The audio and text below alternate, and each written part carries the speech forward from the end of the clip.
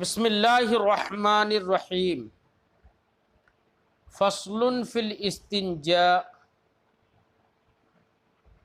یہ فصل ہے استنجا کے بیان میں۔ فصل یہ خبر ہے اور اس کا مبتدا محذوف ہے، اصل عبارت ہوگی ھذا فصل فی الاستنجاء، یہ فصل ہے استنجا کے بیان میں۔ استنجا کسے کہتے ہیں؟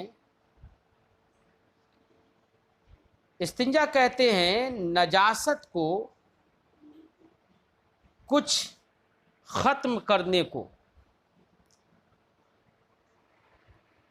ایک ہوتا ہے بیٹا پانی سے نجاست کو دھو لینا، تو پانی کے ذریعے سے پورے طور سے نجاست کا ازالہ ہو جاتا ہے،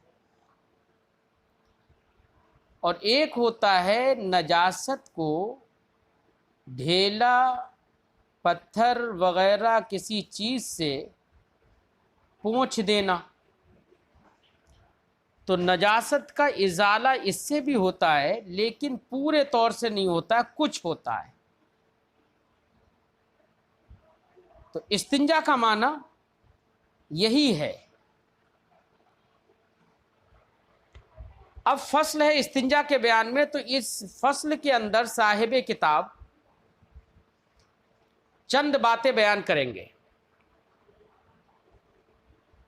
ایک تو یہ ہے کہ آدمی پاخانہ پیشاب کرنے جائے تو خاص کر پیشاب کرنے کے بعد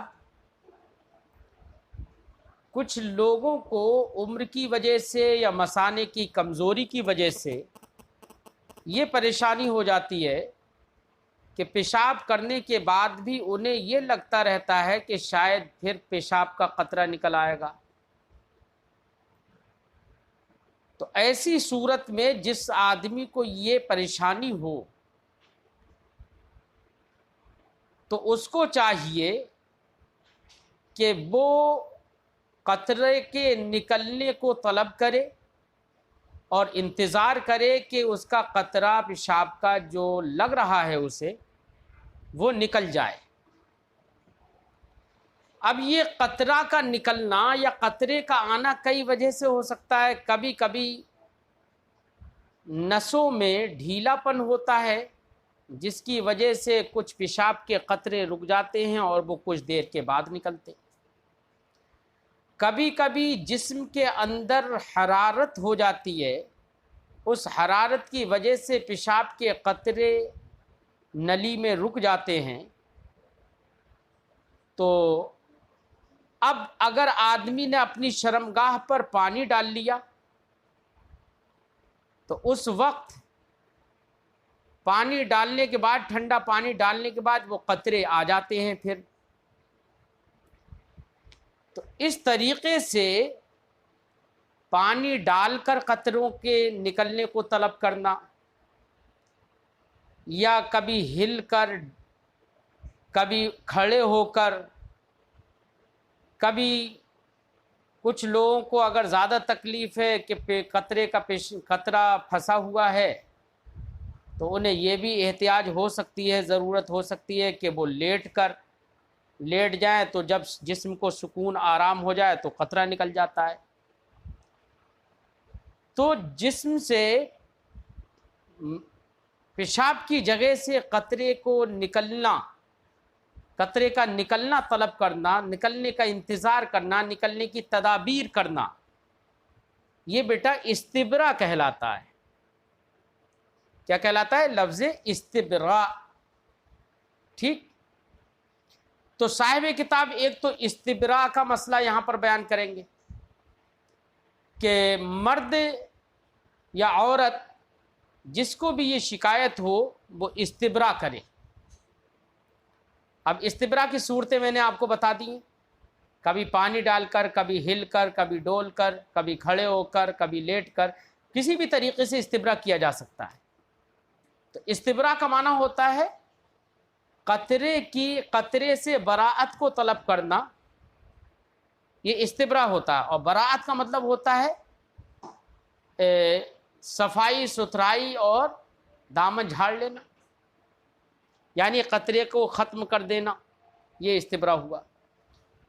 تو صاحب کتاب فرماتے ہیں یلزم الرجل الاستبراء، الاستبراء یہ یلزم کا فاعل ہے، مرد پر استبراء لازم ہے۔ میں نے آپ کو بتایا براءت طلب کرنا یہ استبراء کہلاتا ہے۔ یہ رجل کا ذکر انہوں نے خاص کر اس لیے کیا۔ اچھا یہاں پر ایک چیز اور بھی ہے استبراء میں، گندگی کو دور کرنے کے لیے استنجا کیا جاتا ہے۔ اب یہ استنجا اور قطروں کو ختم کرنے کے لیے یہ استبراء کیا جا رہا ہے۔ یہ استبراء بیٹا مردوں پر تو لازم ہے، عورتوں پر استبراء لازم نہیں ہے، بلکہ عورتیں صرف کچھ دیر بیٹھ کر انتظار کریں۔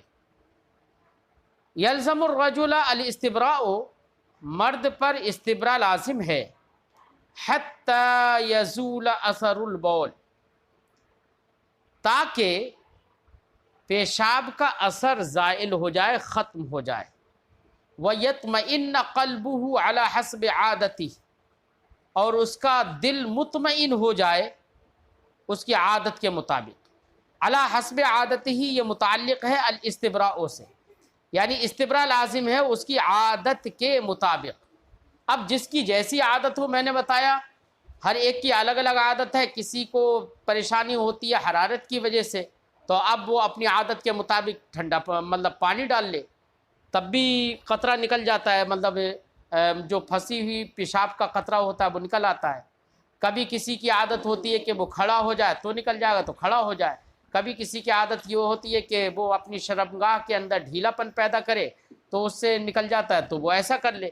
علی حسب عادتی، اپنی عادت کے مطابق وہ استبراء کرے گا۔ اب عادت کیا کیا ہو سکتی ہے، وہ صاحب کتاب فرماتے اما بالمشی، یا تو چل کر، او التنحنح، یا تنحنح کر کے۔ تنحنح کیا ہے؟ تنحنح کا مطلب ہوتا ہے بیٹا حرکت دینا، تو حرکت دے۔ او الاضطجاع، یا کروٹ کے بل لیٹ کر، او غیر ہی، یا اس کے علاوہ کوئی اور طریقہ، مثلا تھوڑا آگے چلا پیچھے چلا، ہلا ڈولا، یہ سب طریقے۔ ولا يجوز له الشروع في الوضوء حتى يطمئن بزوال رشح البول۔ اب اگلا مسئلہ صاحب کتاب یہ فرماتے ہیں کہ دیکھو جن لوگوں کو یہ دقت ہو کہ میرا قطرہ تو نہیں نکل گیا پیشاب کا، تو جب تک دل مطمئن نہیں ہو جائے، اور دل مطمئن ہو جائے جب کہ ہاں قطرہ اب کوئی نہیں ہے اور پیشاب کا اثر میرے مخرج بول پر یعنی پیشاب کی جگہ پر پیشاب کا کوئی اثر نہیں رہا، جب یہ یقین ہو جائے تو اس کے بعد ہی وضو کرنا شروع کرے۔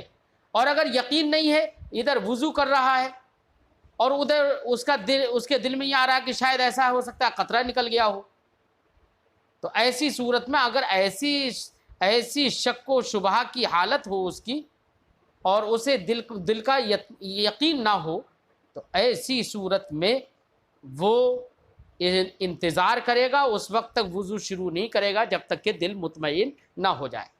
فرماتے ولا یجوز له الشروع فی الوضوء، اس کے لیے وضو میں شروع ہونا یا وضو شروع کرنا یہ جائز نہیں ہوگا، حتی یطمئن، یہاں تک کہ وہ مطمئن ہو جائے۔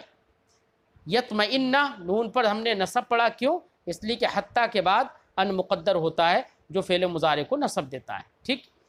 حتی یطمئن، یہاں تک کہ وہ مطمئن ہو جائے۔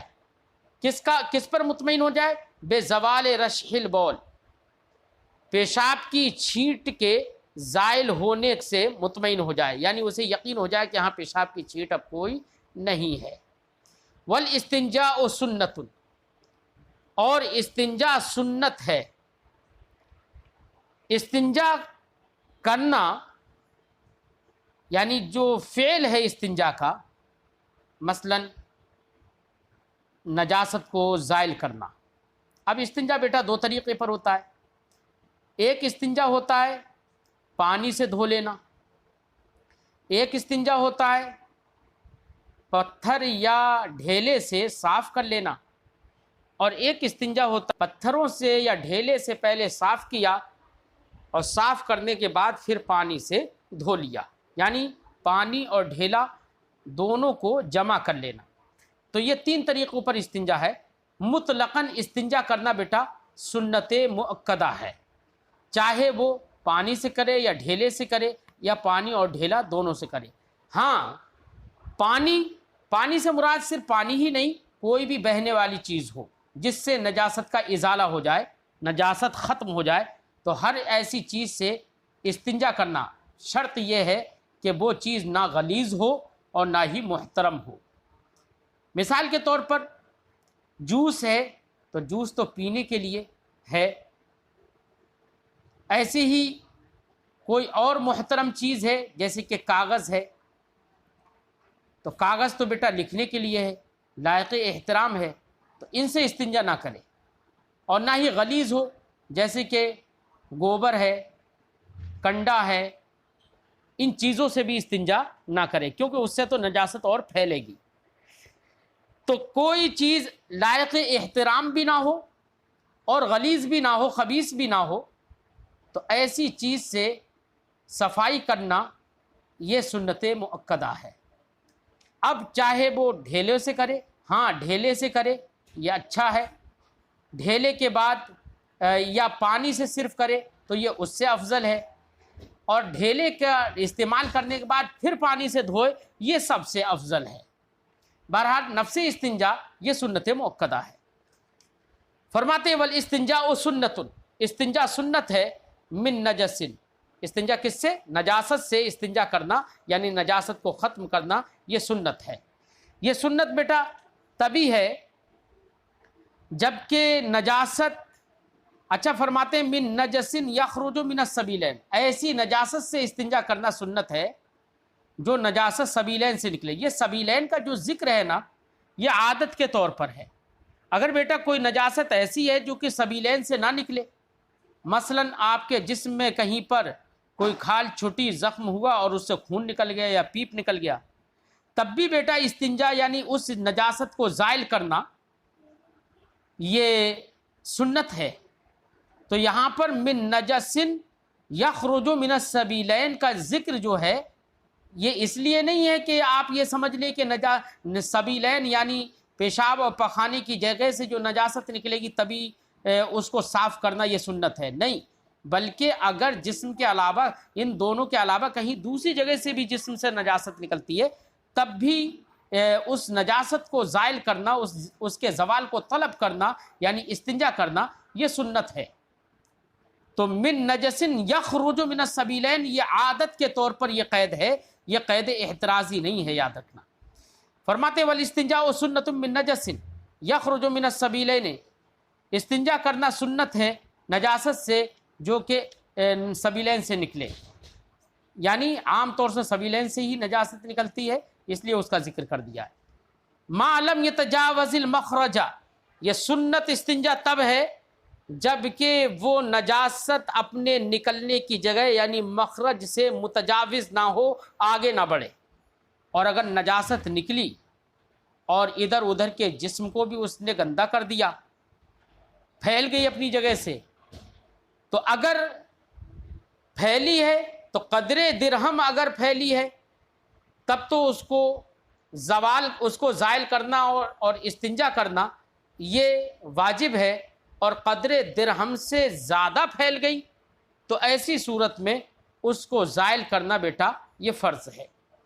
اسی لیے صاحب کتاب فرماتے ما لم یتجاوز المخرج، ما بے معنی مادامہ، جب تک کہ مخرج سے تجاوز نہ کرے، وَإِن تجاوز، اور اگر تجاوز کر جائے آگے بڑھ جائے، وَكَانَ قَدْرَ الدِّرْہَم، اور تجاوز کرنے میں وہ ایک درہم کے برابر ہو۔ درہم بیٹا ہمارے یہاں پر پہلے ایک بڑا روپیہ چلتا تھا، جو بڑا روپیہ اتنا بڑا ہوتا تھا کہ اگر ہم اپنے ہتھیلی پر اسے رکھیں تو ہمارے ہتھیلی پہ جو گڈھا سا بنتا ہے اس کے برابر لگ بھگ ہوتا تھا۔ اگر اتنی مقدار میں نجاست پھیل گئی تو ایسی صورت میں اس نجاست سے استنجا کرنا یعنی اس نجاست کے زوال کو طلب کرنا یہ واجب ہے۔ وہی فرماتے ہیں اور اگر اس سے بھی زیادہ تجاوز کر گئی تو پھر فرض ہے۔ فرماتے وَإِن تجاوزا، اگر تجاوز کر جائے، وَكَانَ قَدْرَ الدِّرْہَم، اور درہم کی مقدار ہو، وَجَبَ إِزَالَتُهُ بِالْمَاء، تو پانی سے یا کسی بھی بہنے والی چیز سے اس کو زائل کرنا واجب ہے۔ وَإِن زَادَ عَلَى الدِّرْہَمِ، اور اگر درہم کی مقدار پر بڑھ جائے، زائد ہو جائے، افترض غسلہ، تو اس کا دھونا فرض ہے۔ افترض غسلہ، اس کا دھونا فرض ہے، لہذا دھوئے گا اسے۔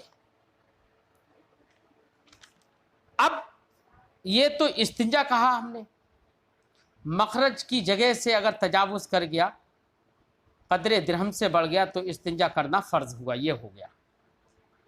بیٹا استنجا کا اطلاق عام طور سے اسی پر ہوتا ہے جہاں پر سبیلین میں نجاست کو دھویا جائے، اسی پر استنجا کا عام طور سے اطلاق ہوتا ہے۔ وَإِن زَادَ عَلَى الدِّرْہَمِ افترض غسلہ، غسل ہے یہ بیٹا لفظ، غسل یغسل غسلا، باب ضرب یضرب سے، اس کا معنی ہوتا ہے دھونا۔ اور اگر درہم پر بڑھ جائے، افترض غسلہ، تو اس کا دھونا فرض ہے۔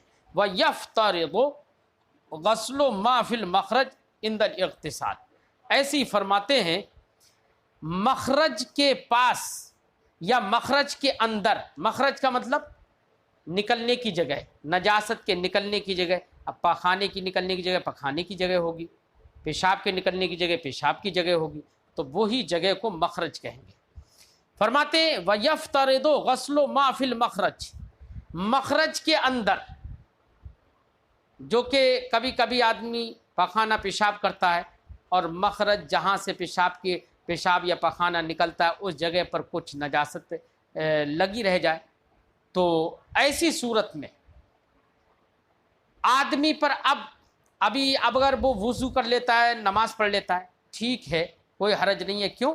اس لیے کہ میں نے آپ کو بتایا کہ قدر درہم اگر ہوتا تب تو واجب ہوتا استنجا کرنا، اور قدر درہم سے بڑھ جاتا تو فرض ہوتا، اور وہ تو قدر درہم ہے ہی نہیں، فی المخرج، مخرج کے اندر ہے، تو ایسی صورت میں اس کو دھونا واجب یا فرض تو ہے نہیں، لہذا وضو کر کے نماز پڑھ لی، نماز ہو جائے گی، کوئی حرج نہیں ہے۔ لیکن اگر کوئی آدمی ناپاک ہو گیا یا ناپاک ہے اور وہ اب غسل کرنا چاہ رہا ہے، تو فرماتے ہیں کہ اب غسل کرنے کے وقت میں مخرج میں جو نجاست ہے اس کو بھی دھونا فرض ہوگا۔ کیوں؟ اس لیے کہ غسل کرنے میں پورے جسم سے نجاست کو دور کرنا اور پورے جسم پر پانی بہانا یہ فرض ہے۔ اس لیے اگر مخرج میں بھی کچھ نجاست لگی ہوئی ہے تو غسل کرنے کے وقت اس نجاست کو دھونا بھی فرض ہوگا۔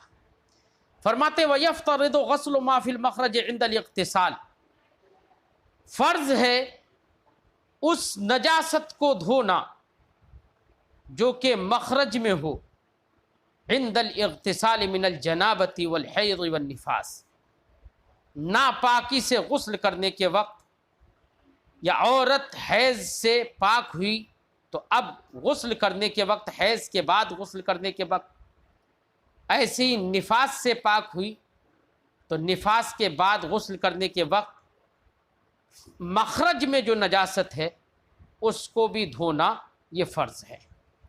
وَإِن كَانَ مَا فِي الْمَخْرَجِ قَلِيلًا، اگرچہ مخرج میں جو نجاست ہے وہ تھوڑی ہی کیوں نہ ہو تب بھی اس کو دھونا فرض ہے۔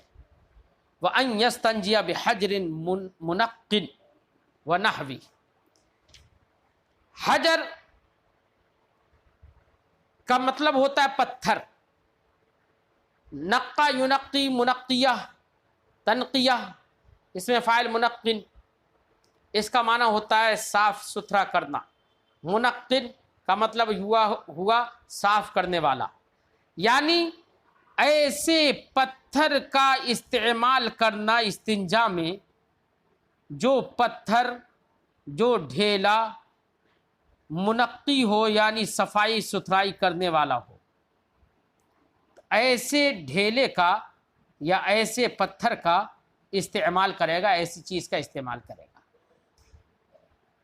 یہ حجر منقن اس لیے کہہ رہے ہیں، کبھی کبھی بیٹا پتھر ایسا بھی ہوتا ہے جو اتنا کھردرا ہوتا ہے کہ آدمی اس سے استنجا کرے گا تو ایسی صورت میں اس کو زخم بھی ہو سکتا ہے، تکلیف بھی ہو سکتی ہے، ایسے دھاردار پتھر بھی ہوتے ہیں، لہذا ایسے پتھر سے استنجا نہیں کرے گا۔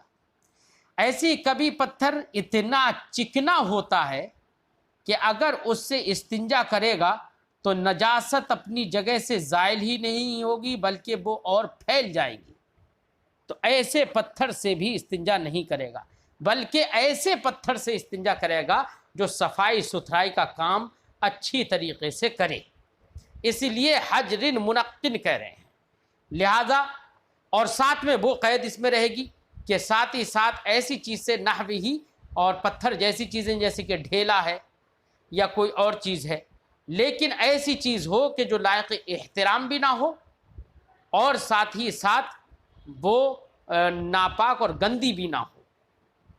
فرماتے وَأَن يَسْتَنْجِيَ بِحَجْرٍ، اور یہ بھی کہ وہ استنجا کرے ایسے پتھر سے جو کہ صفائی کرنے والا ہو، وَنَحْوِهِ، یا پتھر جیسے کوئی اور چیز جیسے کہ ڈھیلا ہے یا کوئی اور ہو، اینٹ ہو، ہے نا، یا اسی جیسی اور کوئی چیز۔ وَالْغَسْلُ بِالْمَاءِ أَحَبُّ، پتھر سے استنجا کرنا یہ اچھا ہے، سنت ہے۔ والغسل بالماء، اور پانی سے دھونا یہ پتھر کے بنسبت یا ڈھیلے کے بنسبت یہ زیادہ پسندیدہ ہے، اور ڈھیلا کے بعد پھر پانی کا استعمال کرنا، یعنی ڈھیلا اور پانی دونوں کا استعمال کرنا یہ افضل ہے، کیونکہ اہل قبا، مدینہ منورہ میں قبا ایک جگہ ہے جو مسجد نبوی شریف سے تقریباً 1.5 یا 2 کلومیٹر کی دوری پر ہے۔ تو قبا کی اس بستی والے لوگ، اب تو خیر یہ قبا پہلے تو مدینہ منورہ سے الگ ایک بستی تھی، لیکن آج کے وقت میں یہ قبا مدینہ شہر کے اندر ایک محلہ ہے۔ تو اہل قبا سرکار کے زمانے میں اہل قبا استنجا کرنے میں ڈھیلا پتھر کا استعمال کرتے تھے، پھر اس کے بعد پانی کا بھی استعمال کرتے تھے، یعنی تطہیر علی تطہیر کے وہ خواہش مند تھے۔ تو ان لوگوں کی یہ ادا اور یہ عمل اللہ رب العزت کو پسند آیا، اور اللہ رب العزت نے نبی کریم صلی اللہ علیہ وسلم پر آیت کریمہ نازل فرمائی اہل قبا کی تعریف اور ان کی مدح میں۔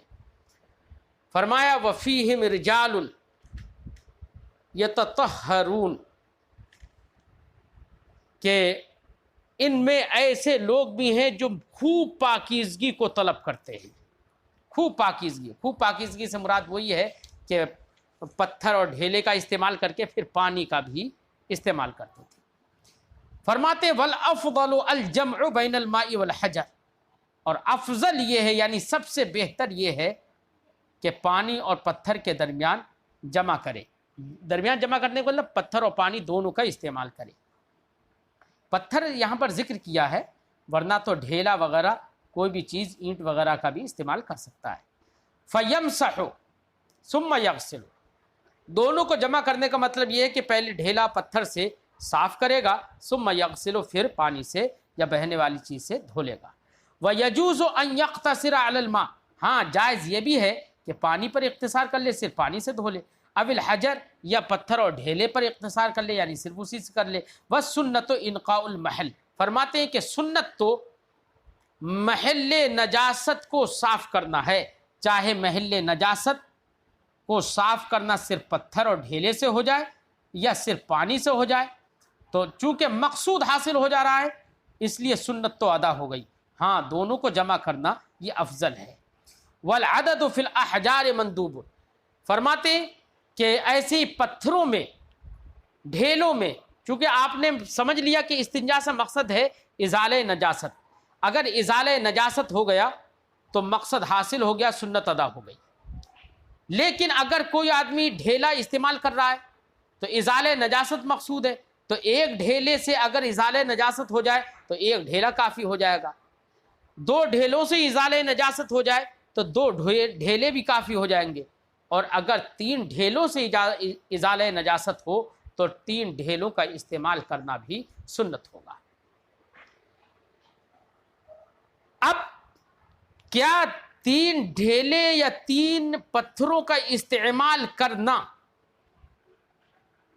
یہ ضروری ہے؟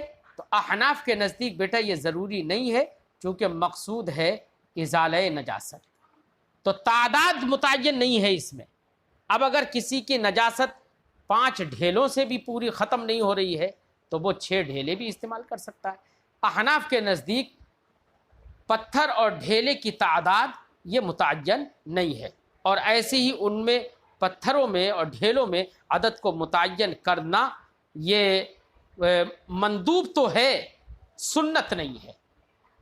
مندوب اس لیے ہے کہ نبی کریم صلی اللہ علیہ وسلم مندوب ہے اور سنت نہیں ہے، اس کی دلیل وہ حدیث پاک ہے۔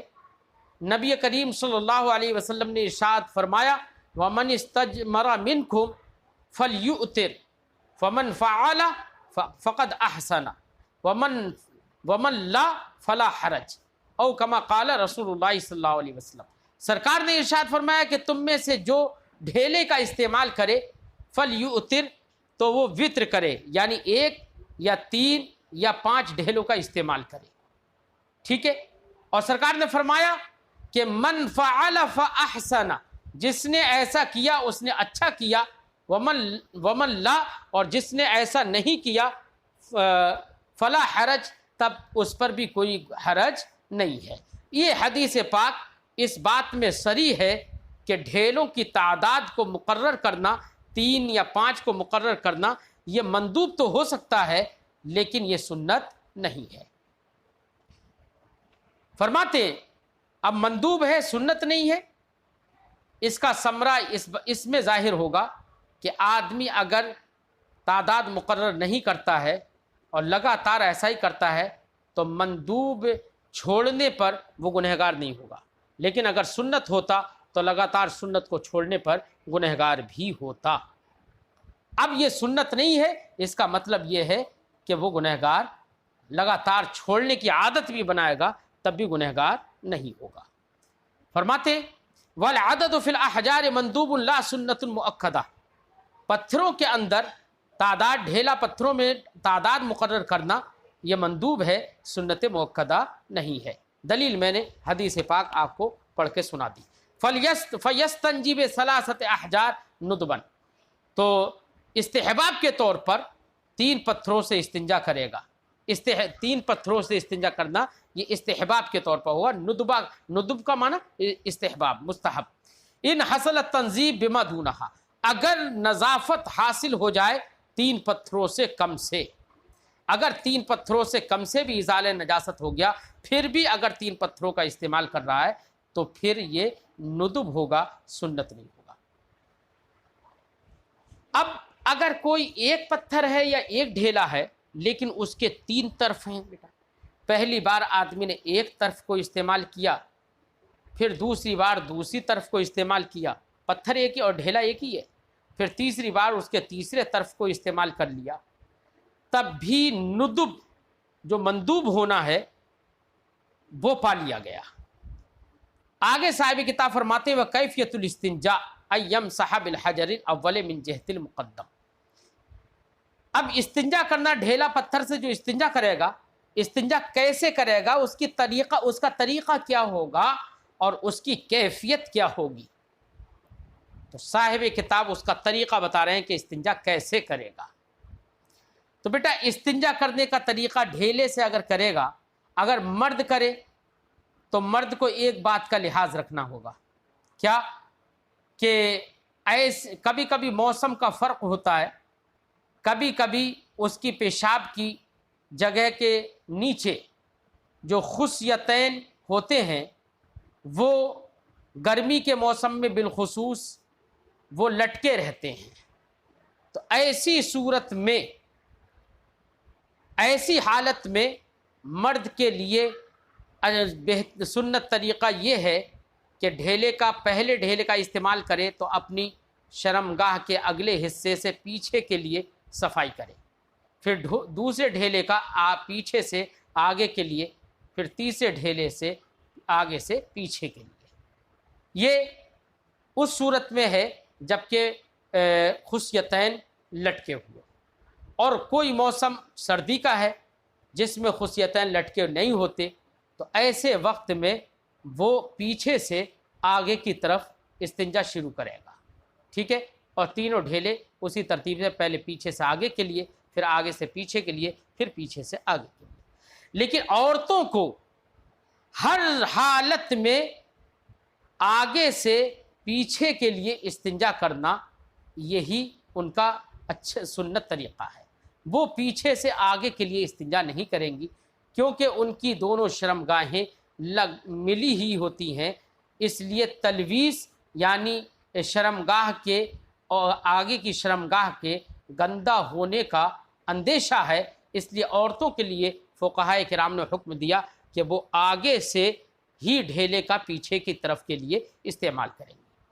فرماتے ہیں صاحب کتاب وَكَيْفِيَةُ الْإِسْتِنْجَاءِ أَنْ يَمْسَحَ بِالْحَجَرِ الْأَوَّلِ مِنْ جِهَةِ الْمُقَدَّمِ، استنجا کی کیفیت اور اس کا طریقہ یہ ہے کہ مرد پہلے پتھر سے پوچھے گا من جہت المقدم، اگلے کی جہت سے، اگلے کی طرف سے، الی خلف، پیچھے کی طرف، وبالثانی، اور دوسرے ڈھیلے سے من خلف الی قدام، پیچھے سے آگے کی طرف، وبالثالث من قدام الی خلف، اور تیسرے ڈھیلے سے آگے سے پیچھے کی طرف۔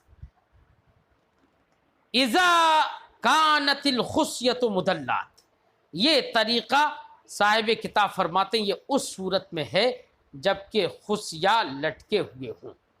وَإِنْ كَانَتْ غَيْرَ مُدَلَّاتٍ، اور اگر خصیے لٹکے ہوئے نہ ہوں، يَبْتَدِئُ مِنْ خَلْفٍ إِلَى قُدَّامٍ، تو وہ پیچھے سے آگے کی طرف شروعات کرے گا، پہلے ڈھیلے کو پیچھے سے آگے کی طرف لائے گا، پھر دوسرے ڈھیلے کو آگے سے پیچھے کی طرف لے جائے گا، پھر تیسرے ڈھیلے کو پیچھے سے آگے کی طرف لائے گا۔ وَالْمَرْأَةُ تَبْتَدِئُ مِنْ قُدَّامِ خَلْفٍ، یہ دو صورتیں مذکر کے لیے، مردوں کے لیے ہیں۔ عورت کے لیے فرماتے ہیں وَالْمَرْأَةُ تَبْتَدِئُ مِنْ قُدَّامٍ إِلَى خَلْفٍ، عورت آگے سے پیچھے کی طرف استنجا کرنے کا آغاز کرے گی، یعنی پہلے ڈھیلے سے آگے سے پیچھے کی طرف، پھر پیچھے سے آگے کی طرف، پھر آگے سے پیچھے کی طرف، اس طریقے سے۔ یہ عورت کے لیے صرف یہی حکم ہے، کیوں؟ خشیت تلویث فرجہا، اس کی شرمگاہ، اگلے کی شرمگاہ کے گندے ہونے کے خوف سے۔ ثم یغسل یدہ، پھر جب استنجا کر لے گا تو استنجا کرنے کے بعد اولاً اپنے ہاتھ کو پانی سے دھوئے گا۔ ثم یغسل یدہ اولاً بالماء، پھر ڈھیلا وغیرہ سے استنجا کرنے کے بعد پہلے پانی سے اپنے ہاتھ کو دھوئے گا۔ ثم یدلک المحل بالماء، پھر شرمگاہ کو یا محل نجاست کو پانی سے رگڑے گا، یعنی جس کو ہم شوچ کہتے ہیں، جس کو ہم آب دست لینا کہتے ہیں، پھر پانی سے نجاست کی جگہ کو رگڑے گا۔ دلکا یدلک، دلکن کا معنی ہوتا ہے رگڑنا۔ ثم یدلک المحل بالماء، پھر محل نجاست کو پانی سے رگڑے گا۔ کیسے رگڑے گا؟ اپنے ہاتھ کی پشت کو یا اپنے ہاتھ کے باطن کو؟ کس سے رگڑے گا؟ تو ظاہر بات ہے رگڑنا تو بیٹا عادت یہی ہے کہ سب لوگ اپنے ہاتھ کی پشت سے، ہاتھ کے اوپری حصے سے نہیں رگڑتے ہیں، بلکہ سبھی لوگ ہاتھ کے باطن سے رگڑتے ہیں، تو وہی باطن سے ہی رگڑے گا۔ فرماتے ہیں ثم یدلک المحل بالماء بباطن اصبع، پھر محل کو رگڑے گا پانی سے، اپنی ایک انگلی کے پیٹ سے، اور اصبعین یا 2 انگلیوں کے پیٹ سے، اور ثلاثن یا 3 انگلیوں کے پیٹ سے۔ مطلب یہ ہے اگر استنجا کرنے میں ایک انگلی سے کام چل جائے تو ایک ہی انگلی کا استعمال کرے، اور 2 کی ضرورت پڑے تو 2 انگلیوں کا استعمال کرے، اور 3 کی ضرورت پڑ جائے تو 3 کا بھی استعمال کرے، اور اگر اس سے زیادہ کی ضرورت ہو تو زیادہ کا بھی استعمال کر سکتا ہے۔ کہنے کا مقصد یہ ہے کہ محل استنجا میں اپنے ہاتھ کو اتنا ہی استعمال کرے جتنے کی ضرورت ہو۔ اگر زیادہ کی ضرورت نہیں ہے، 1-2 انگلیوں سے ہی صفائی ہو سکتی ہے، تو 1-2 انگلیوں کا ہی استعمال کرے۔ فرماتے ہیں ثم يدلك المحل بالماء بباطن اصبع او اصبعین او ثلاث، پھر محل نجاست کو پانی سے رگڑے، 1 انگلی کے پیٹ سے یا 2 انگلیوں کے پیٹ سے، اور ثلاث یا 3 انگلیوں کے پیٹ سے، ان احتاجا، اگر ضرورت ہو تو۔ اب فرماتے ہیں وَيَسْعَدُ الرَّجُلُ يُسَعِّدُ الرَّجُلُ اصبعہ الوسطی علی غیرہا، مثال کے طور پر مرد کو 3 انگلیاں استعمال کرنے کی ضرورت پڑی تو 3 انگلیاں کون سی استعمال کرے گا؟ ایک تو کرے گا سبابہ بائیں ہاتھ کی، اور دوسری کرے گا وسطی، اور تیسری کرے گا اس کے بغل والی بنسر جسے کہتے ہیں۔ تو ان 3 انگلیوں کا استعمال کرے گا۔ اب ظاہر بات ہے ان 3 انگلیوں کا استعمال کرے گا تو صاحب کتاب فرماتے ہیں جو بیچ والی انگلی ہے اس کو اپنی دونوں ادھر ادھر والی دونوں انگلیوں پر اوپر کے لیے چڑھائے گا، چڑھا کے تاکہ وہ دونوں انگلیوں سے اوپر آ جائے، کیونکہ محل نجاست میں اس طریقے سے نجاست کا ازالہ آسانی سے ہوگا، کیونکہ محل نجاست کا نشیب و فراز بھی اسی طریقے کا ہوتا ہے۔ فرماتے وَيُسَعِّدُ الرَّجُلُ اصبعہ الوسطی، مرد اپنے درمیان والی انگلی کو چڑھائے گا، اوپر کرے گا، علی غیرہا، اس کے علاوہ دوسری انگلیوں پر، فی ابتداء الاستنجاء، استنجا کے شروع میں، ثم یصعد بنصرہ، پھر استنجا کے شروع میں یہ کر لیا، پھر اس کے بعد میں بیچ والی کو نیچے کیا اور اپنی بنصر کو اوپر کرے گا۔ ٹھیک ہے، بنصر اس انگلی کو کہتے ہیں جو خنصر سے ملی ہوئی ہے، یعنی چھوٹی انگلی چھنگلیہ جسے کہتے ہیں، اس کے پاس والی انگلی کو بنصر کہتے ہیں۔ ثم یصعد بنصرہ، پھر اپنی بنصر کو اوپر کرے گا، چڑھائے گا، ولا یقتصر علی اصبع واحدہ، اور ایک انگلی پر اقتصار نہیں کرے گا، والمرأۃ تصعد بنصرہا واوسط اصابعہا معا۔ صاحب کتاب فرماتے ہیں یہ تو ہم نے طریقہ بتایا مرد کے لیے کہ مرد اپنی وسطی کو پہلے اوپر کرے گا، پھر بنصر کو اوپر کرے گا، لیکن عورت کے لیے صاحب کتاب فرماتے ہیں ہمارے فقہا نے فرمایا عورت ہر صورت میں اپنی بنصر اور وسطی دونوں کو اوپر کرے گی، دونوں مل کر تھوڑی چوڑی ہو جائیں گی اور اس سے صفائی ہوگی، صرف وسطی کو اوپر نہیں کرے گی عورت۔ کیوں؟ اس لیے کہ صرف وسطی ہوگی تو وہ انگلی پتلی ہوتی ہے، جس کی وجہ سے اندیشہ یہ بھی ہے کہ اگر صرف وسطی اوپر کرے تو کہیں ایسا نہ ہو کہ اس کو اس وسطی کے چلانے سے لذت محسوس ہو، اس لیے فقہائے کرام نے عورت کے لیے فرمایا کہ وسطی اور اپنی بنصر دونوں اوپر کے لیے کرے گی، چڑھائے گی، اور چڑھا کے پھر اپنے محل نجاست کو صاف کرے گی۔ فرماتے ہیں والمرأۃ تصعد بنصرہا واوسط اصابعہا معا ابتداء، عورت اپنی بنصر اور اپنی انگلیوں کی بیچ والی انگلی کو ساتھ ساتھ اوپر چڑھائے گی ابتدائے استنجا میں۔ خشیتہ، یہ کیوں دونوں ساتھ ساتھ کیوں؟ فرماتے ہیں خشیتہ حصول اللذہ، کیونکہ اندیشہ ہے لذت کے حصول کا۔ وَيُبَالِغُ فِي التَّنظِيفِ حَتَّى يَقْطَعَ الرَّائِحَةَ الْكَرِيهَةَ۔ اور اب آگے صاحب کتاب فرماتے ہیں کہ نظافت تو کرے گا، پانی سے استنجا کر کے دھوئے گا، تو یہ تنظیف نظافت حاصل کرنا مقصود ہے تو نظافت حاصل کرنے میں مبالغہ کرے گا۔ مبالغہ کرنے کا مطلب یہ ہے کہ اتنا صاف کرے گا پانی سے کہ گندگی کی جو بو اور بدبو جسے کہیں وہ بدبو بالکل ختم ہو جائے۔ فرماتے اب چونکہ نظافت حاصل کرنے میں مبالغہ کرنا ہے تو اب مبالغہ کرنے میں بیٹا ایک تو یہ ہے کہ خوب صحیح سے دھوئے کہ نجاست کی بدبو ختم ہو جائے، اور ایک یہ بھی ہے کہ اپنے محل نجاست کو، پخانے کی جگہ کو ڈھیلا کرے تاکہ جو نجاست ادھر ادھر کناروں سے لگی ہوئی بھی ہو وہ ڈھیلا کرنے کے بعد وہ نجاست دھونے کے وقت میں نکل جائے، ختم ہو جائے۔